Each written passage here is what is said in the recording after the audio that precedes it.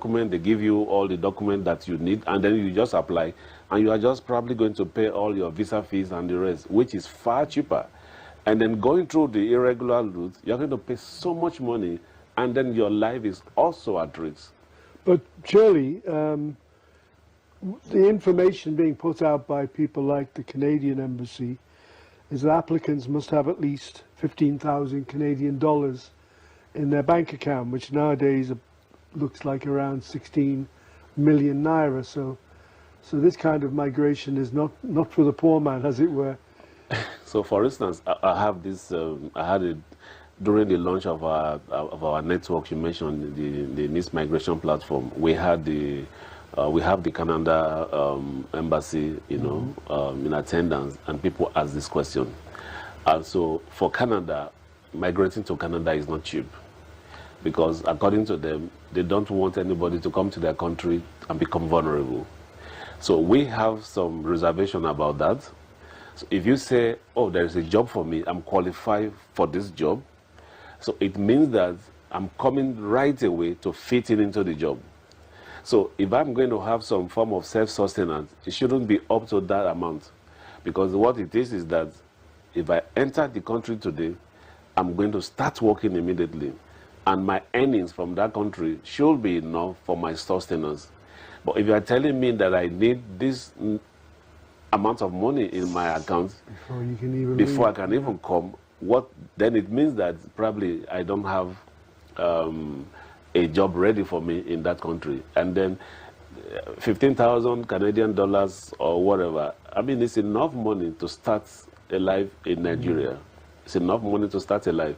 Interestingly, of course, a lot of people are, they've given up on Nigeria. But like I said, for me personally, homeland is greener, The figures, according to the statistics, something like 3.6 million Nigerians have migrated to other countries in the last 2 years. Well, statistics, I'm not in the field of statistics, so whatever they tell you, that's what you believe. And then we have this this casual saying that if you want to tell a lie, just put it in statistics, and then... But surely the solution is to make Nigeria more attractive for Nigerians. Are we, by saying that encouraging people to migrate, are we giving up on Project Nigeria? We know the problems we're having even at the moment. Of course, we cannot give up on Project Nigeria. I know a lot of organizations that are trying to, create the right image of Nigeria. Somebody like me, I love to create, the right image of Nigeria. And like I said, I also believe that homeland is greener, because I've been to a lot of countries, and sincerely, there are a lot of opportunities here. And so whenever I have the opportunity to talk to people, I let them see that there is a lot. I mean, we don't have it good, and nobody have it good there. Everywhere, every country I've been to, they have their own problems, And so you don't run away from your problem, because no matter where you go, even when you become the citizen of that country, you are still not a first-class citizen. The discrimination is still there, the racism is still there. But in your country, this is where you are free. There are certain things you do in Nigeria, you can try it, can't try it as well. But then I understand people's feelings that, the government, their source of disappointment. In migration, there's what they call the pull and the push factor. And here, the push factor is increasing daily, even by the utterances from some politicians. People are completely giving up. But the fact is that that's not the solution, because there is still a lot of good in Nigeria. So jackpotting, it's okay to jackpot, but if you must jackpot, you have to use the regular pathway, the proper pathways. And anyway, it's a normal part of human life in all countries to go and live in another country, go back to your own country, visit different countries. It's not an unnatural thing. Me, I'm a good example. I migrated from my country many years ago, and I'm in Nigeria. But it's looked upon as though it's a problem for young Nigerians. And yes, as you say, they should be looking for improvements of life in Nigeria. And it may be criticism of the government that life in Nigeria is so difficult. Yeah, that's why people are moving. That's why people are desperate to move. I mean, it's never like this before. People have been moving, I mean, but it's not at this alarming rates, you know, where people, you know, just move through the back door and then go, you know, the death in the Mediterranean, as we can see in the video all the time. I mean, it's just because the situation are not improving, you know. So on the other side, of course, it's everybody's responsibility to hold the government accountable, you know, to improve the living condition of the people, so that even when people want, so migration becomes an optional. It's not a do or die, because as at the moment, some people just believe that except they migrate, they can't live better. But that's not true, because you actually don't even know what awaits you in the country that you are going. The regular pathway also has its own flaws. At the moment, we have a lot of issues with the carers in the UK. We have a lot of issues with even the nurses, you know, that went to UK and they went through the regular pathways, and then they're having Even issues. some medical doctors. Yeah, have medical doctors. So issues. they're having a lot of issues at the moment, and they went through the right channel. And they have, so a lot of them are vulnerable now. They are without jobs, you know, they are facing deportation, and they travel through the regular pathways. I watched a program on BBC some year ago. The medical doctors in UK, Nigerian medical doctors, were being attracted by the salaries, but those salaries they were attracting them turned out to be much lower salaries than what the regular UK doctors were receiving, and they put them on not only low salaries but on very difficult working hours which were beyond the legal limits. So they were making, basically they were getting cheap labour from Nigeria in the medical profession. Yeah, like I said, that's so regular pathways also have its own challenges. So, but most people, because of the situation at home, they really don't even have time to assess the situation where they want to go to. Somebody can just tell you, I just want to travel. Okay, which country? I don't know, but I just want to travel. And my response will be, how do you just want to travel? What do you know about that country? What are you going to do in that country? They have no idea. And if they meet, what is it called? These so-called fake agents, they promise them that, oh, I can help you. And then they find themselves through the back doors, and God knows what happens to a lot of them. It's difficult to measure, you know, the death in the Mediterranean and the death in the desert. I mean, there is no statistic that can capture the accurate number of casualties that we have in those areas. Just to wind up, what does your own NGO do? What role does it play in these issues? Okay, of course, my organization is a member of the National Technical Working Group, which is being supervised by the agency, the federal government agency that controls migration in Nigeria. And through that channel, I mean, we make our own contribution. But as an organization, we specialize a lot in developing offering enterprise-based vocational training, you know, for youth as a means of alternative to JAPA, because when people are exposed to the opportunity in their country, I mean, they can think about, do I go or I shouldn't go? They have an option. But when they don't have an option, and that's when, so basically we like to train the youth, work on their mindsets, you know, look at, okay, areas where they can be good to themselves, self-discovery, what talent do you have, what are you good at, so that they can be useful to themselves and the country at large. Thank you very much, Mr. Victor Ayao, for joining us on the show. It has been a very enlightening experience to hear about your role in this very important subject that is affecting the lives of many of our young Nigerians. And thank you, viewers, for joining us. Please join us next time on the next edition of The World Today.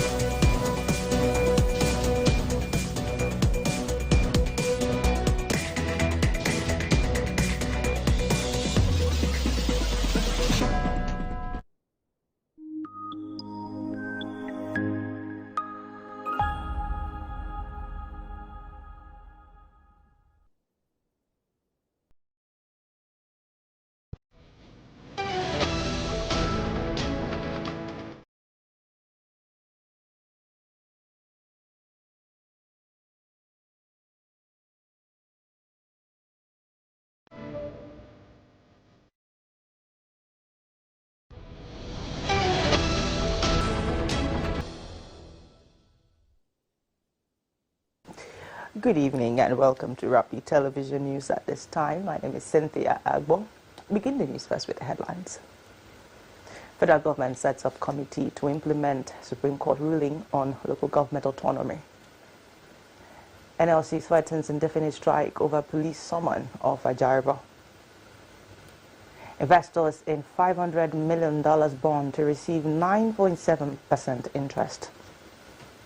Kenyan serial killer suspects escapes from custody. Ronaldo snubs silver medal after Al Nasser's loss to Al Hilal. Details of these and more will come to you in the bulletin. We'll be right back.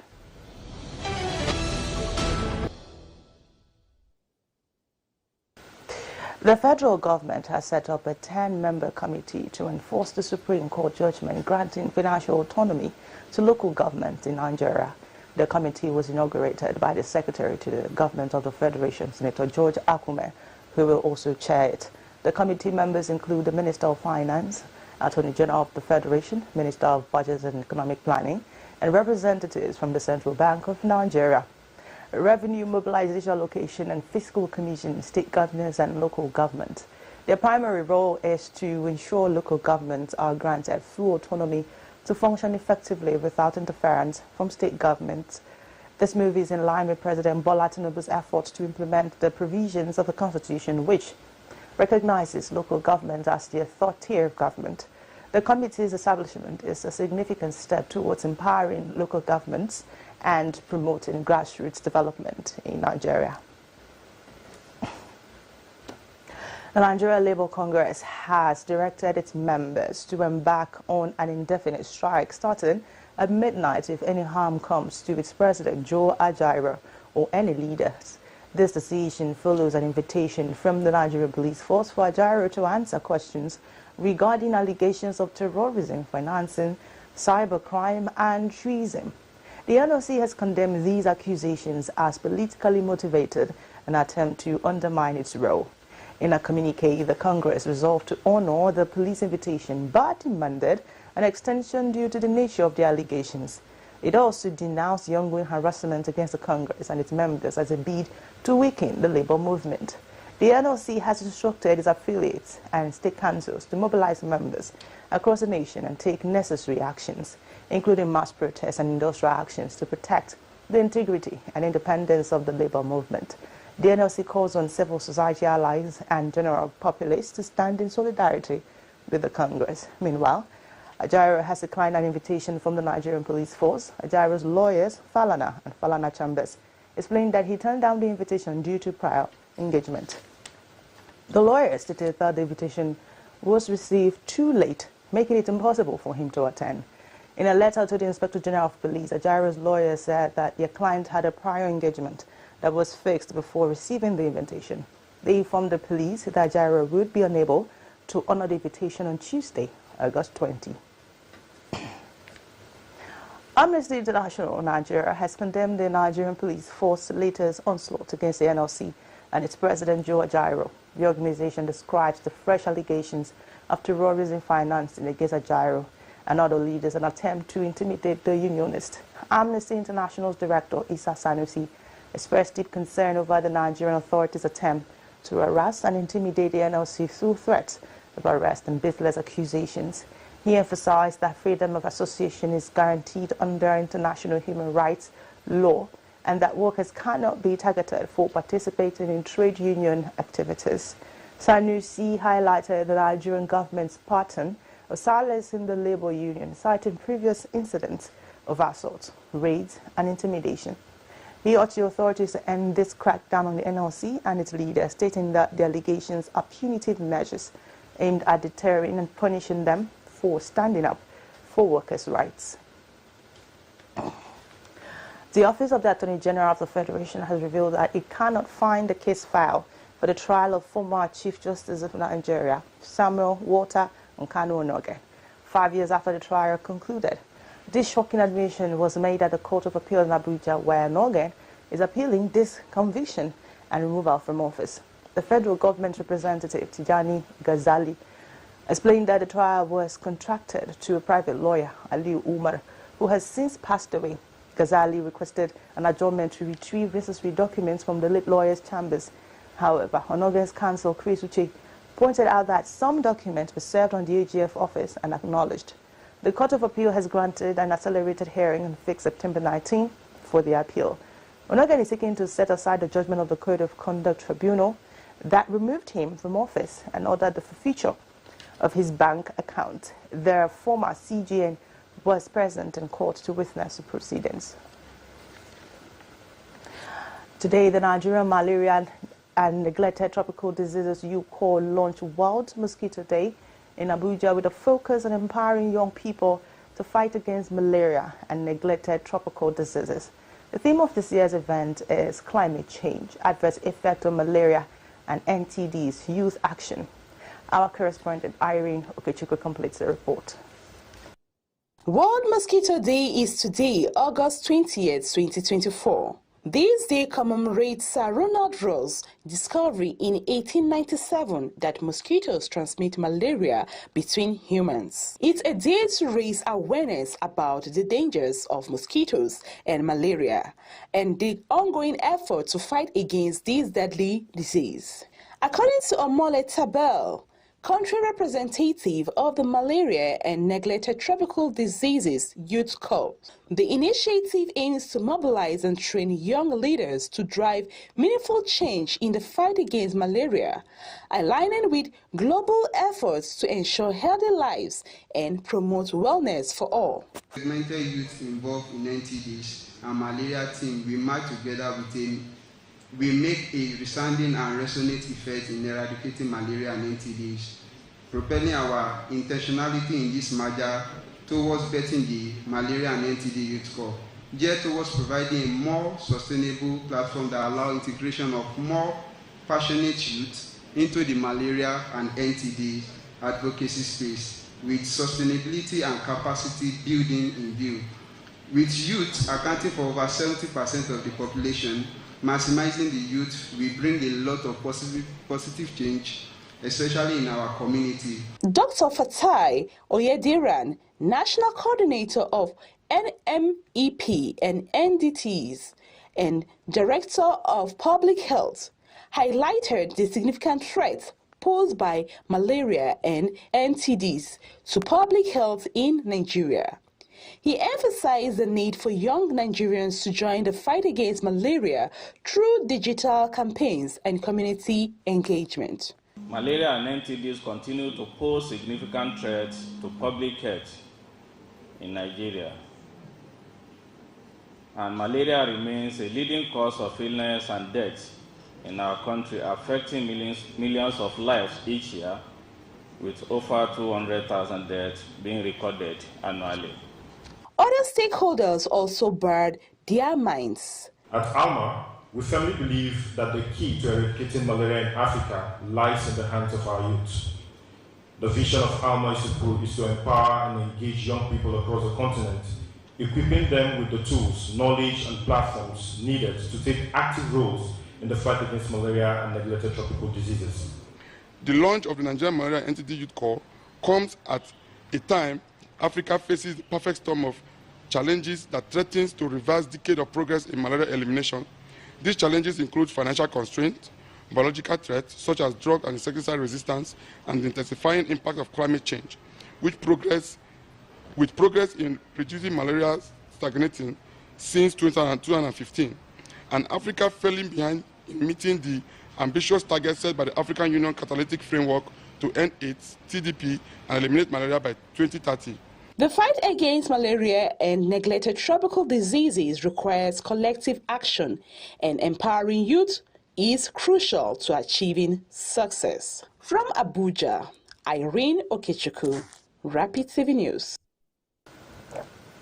A new chapter unfolds for Nigeria's iconic cultural hub. After a 5-year transformation, National Arts Theatre in Lagos is ready to reclaim its spotlight. Governor Babajide Sanwo-Olu expressed delight during his visit to the national symbol of entertainment and culture, praising the progress and quality of the work done so far. Our reporter Erika John tells us more in this report.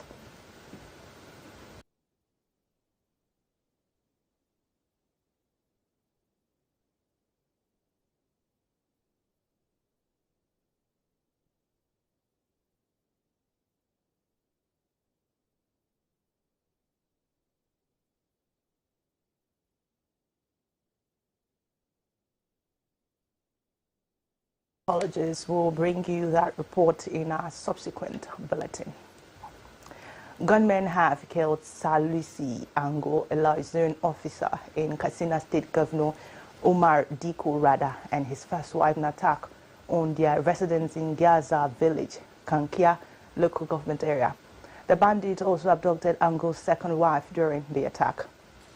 In a separate incident, bandits raided Tasha Gamji community in Kankia local government area, stealing domestic animals, food items and valuables. Another attack occurred in Shigri community, Basari local government area, where the gunmen killed one person, injured another, and abducted 28 others, including women and children. The Katsina State Police Command has confirmed the attacks, with the command spokesperson promising to release an official statement after receiving a report from the divisional police officer in Basari. The recent attacks highlight the growing threats of banditry in Katsina State, with Kankia local government area becoming increasingly vulnerable due to its proximity to areas notorious for bandit attacks. Meanwhile, Nigeria's Inspector General of Police, Olukaide Egbetokun, has launched a special intervention squad to tackle growing security challenges across the country. The squad, comprising 169 officers, was inaugurated during a graduation ceremony at ND Hills in Nasarawa, Gonasara State. The Special Intervention Squad is the Nigerian Police Force strategic response to evolving threats, with a focus on bridging security gaps and incorporating global best practices. Trained in collaboration with the United States, the squad is equipped to handle diverse crimes, including terrorism, kidnapping, and armed robbery. Governor Abdullahi Sule of Nasarawa State commended the IGP for prioritizing the training and retraining of police personnel, emphasizing the importance of continuous training addressing evolving security challenges. The launch of the Special Intervention Squad marks a significant advancement in operational strategy, with the officers urged to maintain professionalism in executing their duties. The Nigerian Police Force, in collaboration with security experts and the Society for Peace Studies and Practice, has launched a commemorative publication titled Readings in Policing, Peace and Security, first script in honor of the Inspector General of Police, IGP Kayode Adeolu Egbetokun. Our correspondent, Arido Kichuku, tells us more. The event celebrates the IGP's exemplary leadership and significant contributions to peace, security, and policing in Nigeria, while the publication features insightful contributions from renowned scholars, practitioners, and scholars in the field of peace, security, and humanitarian studies. It highlights the IGP's visionary leadership, innovative policing strategies, and commitment to community engagement. According to the Secretary to the Government of the Federation, Senator George Akume, who represented President Bola Tinubu, the book is a beacon of knowledge for the police command and a necessary resource that will have a significant impact on law enforcement in Nigeria. Dr. Egbetokun is a paragon of integrity and professionalism, a police officer whose career has been marked by a steadfast commitment to duty and an unwavering resolve in the face of challenges. He's a man I have had the privilege to know and work with closely, particularly during my tenure as Governor of Lagos State, where he served with distinction as my Chief Security Officer. IGP Egbetokun describes the book as a collective effort of many renowned institutions, which will inspire the next generation of law enforcement agents in Nigeria. I can now confidently say that this book is an indispensable resource for scholars, policymakers, and practitioners in the field of policing, peace, and security. The book will not only be a reference material, but it is also going to inspire the new generation of law enforcement officers in Nigeria. Well, within the security community, but even beyond the security community, SPSP is a hybrid of scholars and practitioners. That is how, for instance, over the years, while some of us are in the scholarly realm of operations, we were happy to get across to the practitioners. And you know that the Nigerian police, in terms of internal security, lead that first. The event brought together dignitaries, security experts, academia, and scholars to celebrate the IGP's achievements and reflect on the futures of policing in Nigeria. From Abuja, Irene Okechukwu, Rapid TV News. In today's fast-paced business world, technology is transforming the way we manage our finances. From increased efficiency to improved accuracy, fintech is changing the game. The AccountTech Summit 2024 brought together financial experts, innovators and professionals in Lagos to explore the latest advancements. Our correspondent, Esther Mello, was there and has this report. In the rapidly evolving landscape of finance and accounting, technology has emerged as a crucial driver of efficiency, accuracy, and strategic decision-making. This is AccountTech Summit 2024, a gathering of leading professionals, accountants, entrepreneurs, innovators from across the globe to explore and discuss innovative impact of technology on accounting and finance.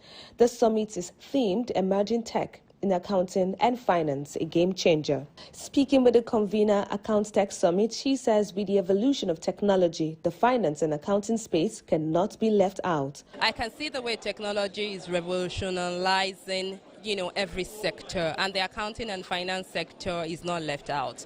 And I see also the opportunities, the immense opportunities that exist that a lot of professionals, entrepreneurs don't even know that exist. So I felt that, oh no, let's create an avenue, let's create an event, that we get to speak more about those things, that we get to make people understand this technology more, its power, its ability, and the opportunities that exist for them, and how they can also key into such opportunities. The summit had several panel sessions, keynote speeches, and a keynote speaker said it is important for organizations to build strong risk management. At the end of the day, risk is a measurement of the expected outcome of anything. Obviously, we do business with the intention that there should be a positive outcome, but then there is the possibility of a negative outcome. So when a bank, for example, experiences a huge fraud, that's an adverse occasion, and it reflects sometimes the quality of risk management. So any organization that wants to endure, any organization that wants to, at the end of the day, give a positive return to its investors and to its customers, but very importantly, that wants to be sustainable over time, has to put in place robust risk management. The first panel session was on technology-driven innovation in finance. A panelist said technology is here to stay, and accountants need to see themselves beyond just being accountants. Technology is here to stay. It's here to stay, and we're also talking about emerging technology. We've seen the growth over the years. It's evolving. It's getting better. So just think about something improving over the years. For instance, look at the automobile industry. Look at the phone industry. The tech continues to improve over the year. Now, my big question now is this, right? While the tech is emerging, what roles are Africans playing in that? Are we just going to be consumers, or are we also going to be producers? So we're looking for segments where we can also go ahead and dominate, create our own products that are consumed by us. And so the tech is going to emerge. Do we consume or do we produce? Or how can we get into that piece of the market? As accountant or finance professional, you need to be open-minded, and having that open-mindedness helps you to explore and be open to new technologies and innovation.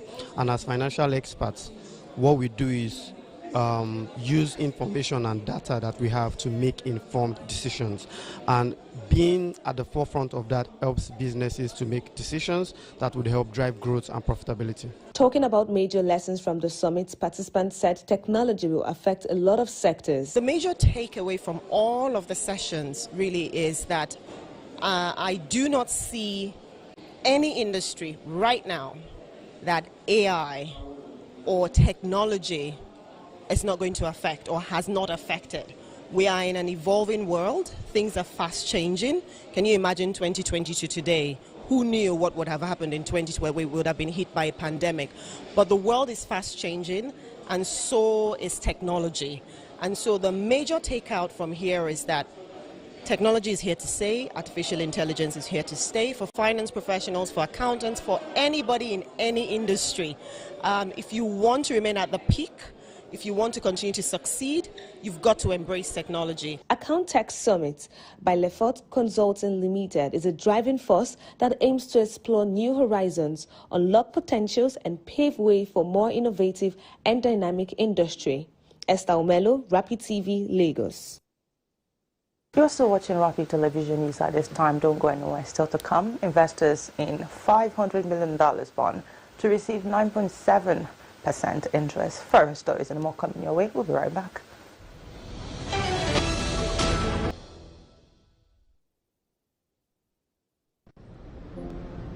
Time is power. Our lives are powered by the sun. As the sun rises, so do we. As we trust it to rise and set without any worries interrupting your morning with our hybrid all-in-one inverter, powering our prosperity and happiness. Sustainable future, breaking the shell.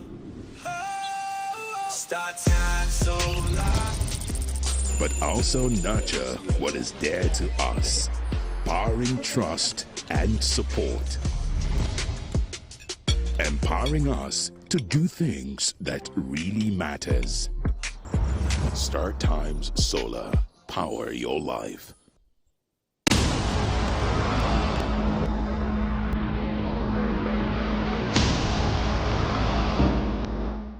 Your car. Are you serious? You're the most amazing husband in the whole world. Oh, come. I really miss my son. I know that feeling. He's your small husband. I can say that again. Abel, you still haven't told me who the father of that boy is.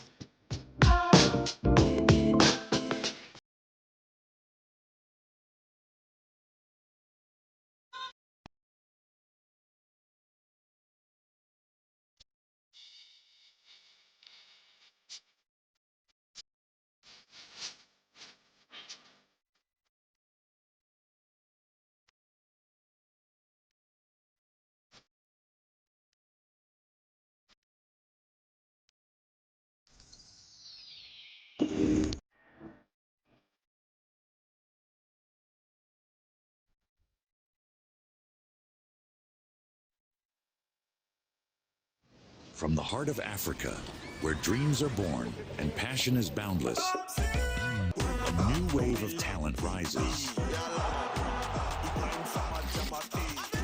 In La Liga, these extraordinary athletes are not just playing the game, they're transforming it.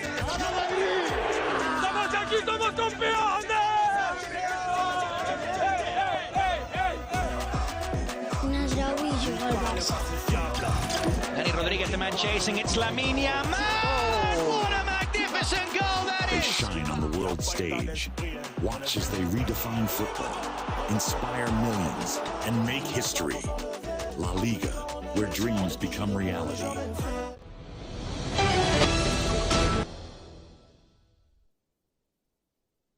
Welcome back. Nigeria has launched a $500 million domestic US dollar bond with a 9.7% dividend open to Nigerian residents, citizens with savings abroad and qualified institutional investors. The 5-year bond with biannual interest payment in dollars is considered attractive by market consensus. The bond, listed on the Nigerian Exchange and FMGQ Securities Exchange, provides liquidity and accessibility to investors. The minimum subscription is $10,000 with additional investments in multiples of $1,000. Redemption will be through a bullet payment on their maturity date. Market experts describe the bond pricing as highly attractive with expectations of oversubscription. The bond structure allows the government to absorb oversubscriptions within the limit of the program's total size of $2 billion. Proceeds will be used for investments in critical sectors of the economy. aligning with the national economic developmental agenda. Gotunda Monday is up next with some more business reports.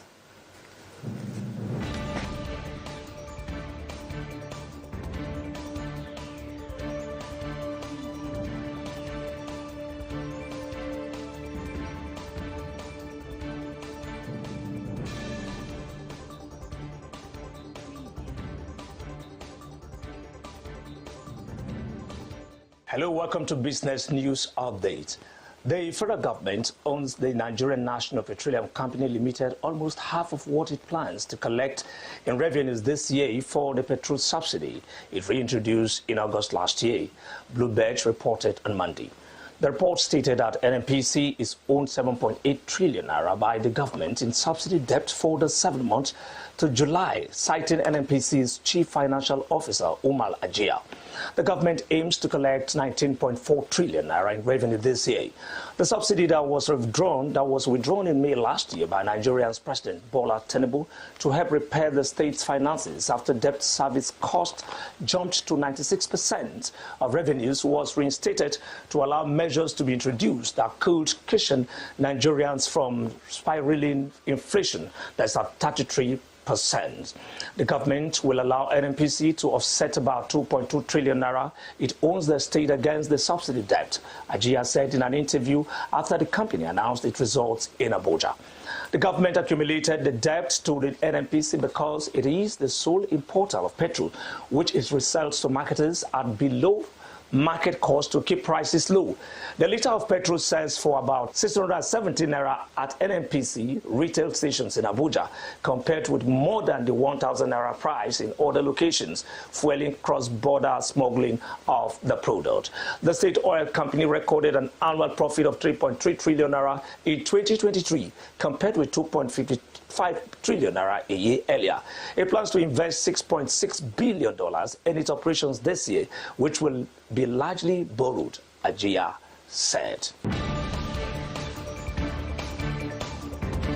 The Nigerian Stock Exchange extended its BRS trend to the 6th consecutive trading section, losing 1.6 trillion naira during this period. The all-share index fell by 1.36%, closing at 95,781,68 points, down from the previous close of 97,131 points, and the market capitalization shaded 750 billion at 54.40 trillion naira on Monday. The decline brought the year-to-date return to 28.50%, the month-to-date to 2.05%, and the week-to-date to 1.36%. A total of 3,546,022,663 units of shares were traded in 9,291 days, with a combined value of 7.649 billion naira, representing a 16% increase in volume, a 2% increase in turnover, and a 21% increase in the number of days compared to the previous trading day. The market breadth closed positive, with 31 equities gaining and 18 equities declining. The main contributor to the drop in the ASI was a 10% loss in the price of Dangote cement to close at 532 naira. And of course, to wrap it up on business tonight, Singapore has tightened the maximum loan that home buyers can take out in a bid to cool the country's public housing resale market. From Tuesday, buyers of HDB flats won't be allowed to borrow as much as before. The loan-to-value limit for Housing Development Board loans will be lowered from 80% to 75%, according to a press release released by the government late on Monday. HDB is the city-state's public housing authority. This brings the LTV limit for HDB loans in line with loans granted by financial institutions, which remains at 75%. HDB and the Ministry of National Development said in the joint press release, adding that the move is aimed at stabilizing Singapore's resale market and encouraging flat buyers to borrow prudently. And that's it on Business News Update. My name is Godwin Amundi. Rapid Television News continues. Good evening.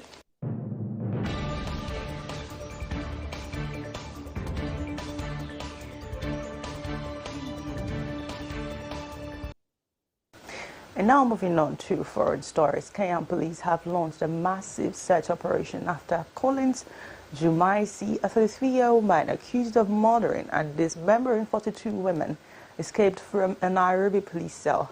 Jumaisi, described by police as a vampire, a psychopath, was arrested last month after the discovery of mutilated bodies in a garbage dump in a Nairobi slum.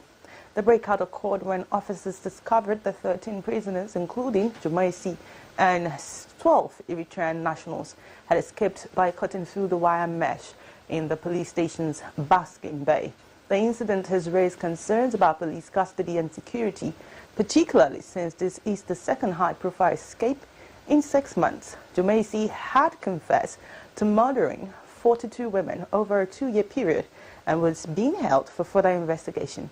His escape has sparked outraging calls for accountability, with Kenyan police facing scrutiny over their handling of the case and potential involvement in the killings. A manhunt is underway to recapture Jumaisi and the other escaped detainees. Otto Brooks is on standby for more stories on the foreign scene. Welcome to the international news. Here are the latest stories. First, Kenya, where a revised version of the controversial eco-levy tax will soon be tabled in Kenya's parliament. Speaking in a TV interview, Treasury Secretary John Mbadi confirmed that about 49 measures were being considered as part of a tax amendment bill. The eco-levy tax aims to curb pollution and waste management at the office and household level. Unlike the initial proposal, this one will exclude sanitary towels, the newly appointed secretary insisted. Companies remain in the authority sites. The minister rebuked a challenge by US beverage manufacturer Coca-Cola, which opposed the 10% levy on all locally manufactured plastics. The government also aims to collect more taxes by prolonging the tax amnesty period by 6 months. The cancellation of Kenya's Finance Bill 2024 in June followed widespread anti-tax protests. This forced President William Ruto to reassess the budget and explore alternative revenue sources. During the handover ceremony last week, Treasury Secretary John Mbadi said he was keen on reinstating some provisions contained in the scrapped financial bill. On Sunday, some opposition leaders urged the judiciary to stand firm over what they term as plans to reintroduce the rejected Finance Bill 2024. Now to Egypt, where the government is increasing electricity prices by up to 50%. Government sources said Monday, as the country gradually phases out subsidies as part of an agreement with the International Monetary Fund. A spokesperson at the Electricity Ministry said the new price increases were applied Saturday for prepaid meters and would be applied for regular meters on October 1st, the source added. This raises the range from 14.5% to 50%. The latest hike was due to be effected earlier in the summer, but was delayed as the country grappled with power shortages. Egypt was forced into load shedding to keep the grid functioning, saying it needed to import around $1.18 billion worth of natural gas and fuel oil to end the cuts. It needed to import around $1.18 billion worth of natural gas and fuel oil to end the cuts. A spokesperson at the Electricity Ministry said the new price increases were applied Saturday for prepaid meters and would be applied for regular meters October 1st. The source added, this raises the range from 14.45% to 50%. The latest hike was due to be effected earlier in the summer, but was delayed as the country grappled with power shortages. Egypt was forced into load shedding to keep the grid functioning, saying it needed to import around $1.18 billion worth of natural gas and fuel oil to end the cuts. The country generates most of its electricity from natural gas. The Petroleum Ministry said in July that Egypt had received 5 cargoes containing 155,000 cubic meters of liquefied natural gas out of 21 cargoes ordered. Prime Minister Mustafa Madbouli later announcing the end of power cuts for the remainder of the summer. Egypt is committed to cutting energy subsidies as part of an agreement with the IMF in March, but repeatedly postponed electricity price increases as the country struggled with economic problems. And lastly, to the Middle East, where the bodies of 6 hostages have been retrieved from the Gaza Strip, Israeli military has said. 5 of their deaths had already been announced by Israel, although 1 was thought to be still alive. The recovery operation was carried out by the IDF and security agency Shin Bet. The 6 men had all been kidnapped alive during Hamas's attacks on southern Israel on 7th of October before being taken into Gaza. The Hostage Families Forum said negotiations over a long sought-after ceasefire and hostage release deal are ongoing, with US Secretary of State Antony Blinken currently in the Middle East pushing for an agreement. Monday, Mr. Blinken said Israeli Prime Minister Benjamin Netanyahu had agreed to a US bridging proposal for a deal after meeting in Tel Aviv. In response to the recovery of the bodies, Israeli President Isaac Herzog said Tuesday, "We send our heartfelt condolences to the families." Israel launched a military campaign in Gaza in response to an attack on southern Israel on the 7th of October by Hamas gunmen, during which 1,200 people were killed and 251 taken hostage. More than 40,103 people have been killed in Gaza since then, according to the territory's Hamas-run health ministry. And thanks for watching. Have a fantastic Tuesday evening. I am Arthur James Brooks.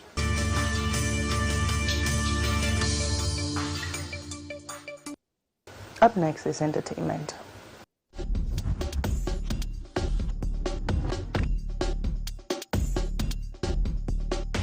Hello and welcome to Entertainment News. Nigerian music sensation Paul Okoye, aka Rude Boy of P-Square, has lamented why he and his brothers can't maintain a family bond despite no longer being in a business partnership.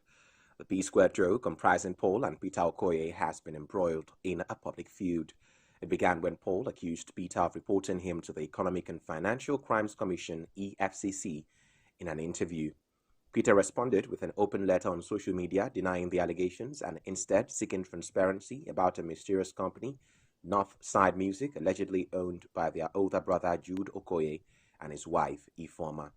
In a swift response, Jude Okoye, the elder brother of Paul and Peter Okoye, took to Instagram Live on Saturday to address the allegations.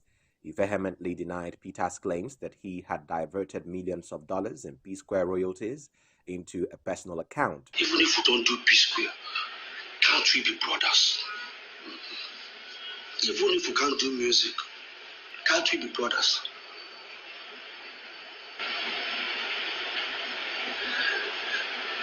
Let me just end it. Thank you very much. Like I said, I don't want to talk much.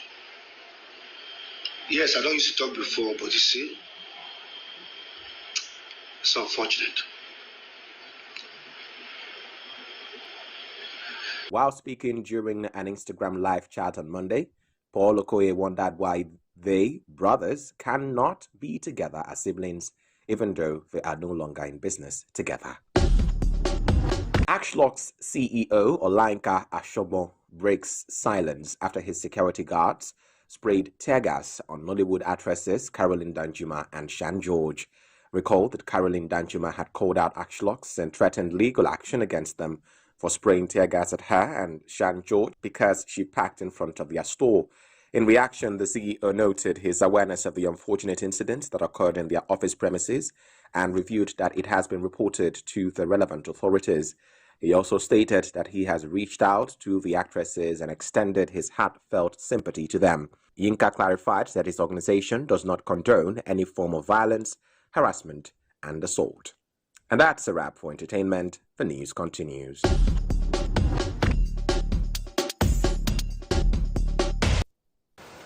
And now to sport. Cristiano Ronaldo's frustration boiled over as he refused to collect his runner-up medal after Al Nassr's 4-1 defeat to Al Hilal in the Saudi Super Cup final. Despite scoring the opening goal, Ronaldo's efforts were overshadowed by a second-half collapse from his teammate, with Al Hilal responding with 4 goals in quick succession. Ronaldo's anger grew as the match slipped away, with cameras capturing his visible frustration and gestures towards his teammates. The Al Hilal fans further taunted him with chants of Messi, and their captain recreated Messi's iconic World Cup celebration, intensifying the rivalry narrative. Ronaldo's refusal to accept the silver medal has sparked discussions about his temperament and the pressure he faces. However, his former teammates Rio Ferdinand and Louis Saha have come to his defense, praising his passion and energy, and even suggesting he could make a successful manager or club president in the future. Nigeria's under-20 women's team, the Falconets, have arrived in Colombia ahead of the FIFA Under-20 Women's World Cup, which kicks off on August 31. The team received a colorful reception in Bogota, complete with traditional dances and flag-waving enthusiasts. After a light training session to shake off jet lag, the Falconets will intensify their preparations for the tournament. The team will face Australia and Mexico in friendly matches as part of their final preparations. Coach Christopher Musa Danjuma says the team is determined to win the trophy, having finished as runner-ups twice before. The Falconets have a tough group stage ahead and matches against Germany, Korea Republic and Venezuela. The Under-20 Women's World Cup will feature 24 teams, including debutant Austria, Chile and Chinese Taipei. Nigeria is one of the only 4 countries to have played in every final tournament since the competition began in 2002. With the team side set on the trophy, the Falconets are ready to put in a strong performance in Colombia. And that's so much we can take on the news at this time. Before we go, a recap of our major stories. Federal government sets up committee to implement Supreme Court ruling on local government autonomy. NLC threatens indefinite strike over police summon of a driver. Investors in $500 million bond to receive 9.7% interest. On the foreign scene, Kenyan serial killer suspect escapes from custody. And in sport, Ronaldo snubs silver medal after Al Nassr's loss to Al Hilal. Thank you for staying with us. My name is Cynthia Agbo. Do have yourself a pleasant night rise ahead.